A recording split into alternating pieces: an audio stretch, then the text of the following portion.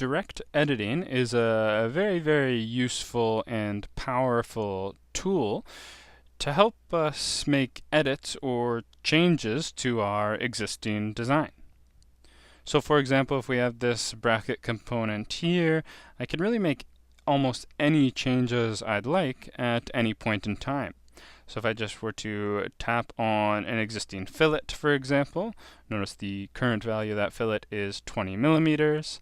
I can just tap on that dimension and change that to, say, 25. And notice it's automatically updated and changed that fillet size. Almost even easier, I can do just the same thing, tap to select the fillet there, and just push or pull to again automatically make any changes to that fillet size there. And we can really do the same thing to pretty much any face or feature within our design. So just the same, let's say I wanted to resize the hole here. I can just tap to select the hole, and I can change that value manually and see that change automatically come in, or I can tap to resize and change the size of my hole here as well. Just the same, say I wanted to get rid of this hole completely, I can do that as well.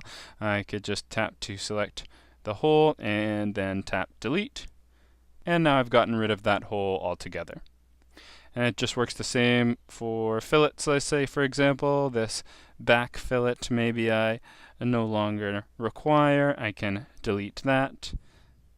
Similarly, I can do the same with entire faces. So let's say I wanted to pull up this entire face to make the base somewhat thicker. I could just pull up this value and notice my bracket coming in thicker or thinner as needed. Notice what's nice about this as well is all of the fillets on the edges of this face are moving with it. So I don't need to delete and redo all these fillets. They're changing with my body. And same idea on the other end, I have a chamfer applied. And if I were to just push or pull on this bottom face here, I can see my chamfer automatically resizing to fit that face as well. So I can see that direct editing is really a useful tool. Essentially, I'm just pushing and pulling to help mold or change my designs.